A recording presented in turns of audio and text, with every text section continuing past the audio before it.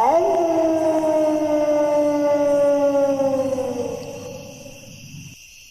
दोस्तों, कैसे हैं आप सब। वीडियो शुरू करने से पहले मैं आपको बता दूं कि ये एक कोलैबोरेशन वीडियो है। हमने फैंटेसी घोस्ट स्टोरी के साथ कोलैबोरेट किया है। ये वीडियो में आपको सिर्फ पार्ट 1 ही सुनने को मिलेगा। अगर आप पार्ट 2 सुनना चाहते हो तो उनके चैनल को जाके विज़िट कीजिए और उनका चैनल सब्सक्राइब कर लीजिए और पार्ट 2 सुनिए। तो चलिए बढ़ते हैं अपनी कहानी की तरफ। वेयरवुल्फ को हम लोग मानव भेड़िया कहते हैं। मतलब दिन के टाइम पे ये इंसान होते हैं और रात होते ही ये एक भेड़िए की तरह बन जाते हैं। आज की कहानी भी वेयरवुल्फ के बारे में ही है। बात दिसंबर 4, 1942 की है। खेत में पड़ी एक भयंकर लाश गाँव वालों को ये सचेत कर रही थी कि जल्दी उनकी हालत भी ऐसी ही होने वाली है। लाश के पास बहुत सारी मक्खियाँ भिनभिना रही थी। आसपास पेट से निकली अंतड़ियाँ और बहुत सारा खून दिख रहा था। ये लाश माधव जी की थी। माधव जी रात को खेत में गए थे। उनके घर वालों ने उनको मना भी किया था और गाँव वालों ने भी उनको काफ़ी मना किया, पर फिर भी वो किसी की बात माने बिना ही खेत में चले गए और आदमखोर भेड़िए का शिकार बन गए।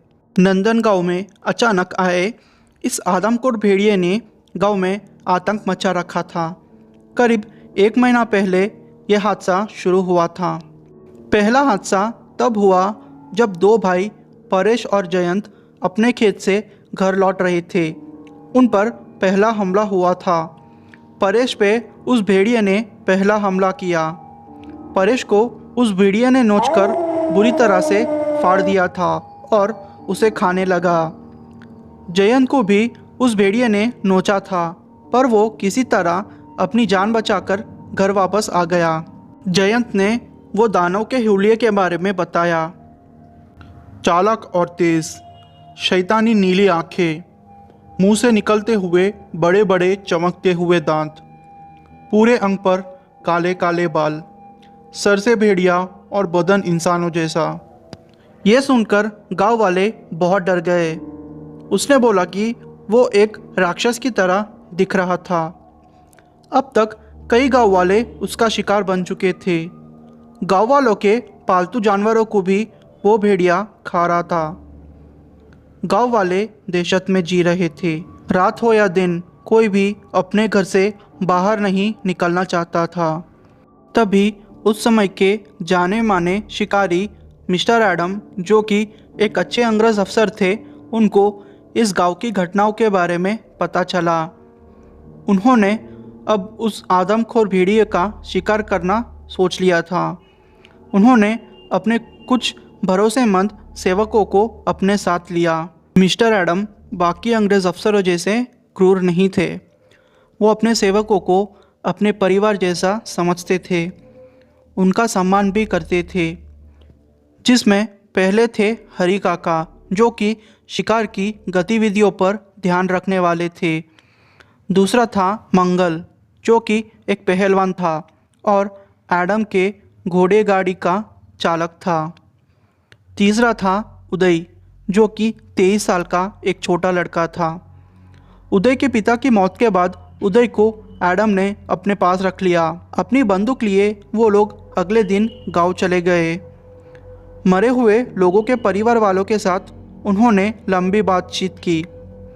बाद में वो लोग थोड़ा दूर आके आपस में ही बातें करने लगे। एडम बोला कि जिस तरह से गांव वाले उस भेड़िए का हुलिया बता रहे हैं, इससे वेयरवुल्फ भी कहते हैं। ये पौराणिक कथाओं में इनके बारे में बताया गया है। ये अमेरिका और इंग्लैंड के जंगलों में पाए जाते हैं, जिनका बाद में शिकार कर लिया गया था। ये इंसानों की तरह होते हैं, पर चाल ढाल से बिल्कुल भेड़िए जैसे होते हैं। ये रात में भेड़िए बन जाते हैं और दिन में अपने जैसे इंसान अपने बीच में रहते हैं ये लोग। हरी काका बोले कि मैंने भी खेतों में चेक किया, जहाँ भेड़ियों ने सब गाँव वालों को मारा है। चेक करने पर मुझे पता चला कि इस आदमखोर के पैर बहुत बड़े हैं। ये साधारण भेड़ियों की तरह नहीं हैं। इससे ये बात साबित होती है कि ये वीरवुल्फ होगा, जैसे कि एडम्स ने कहा है।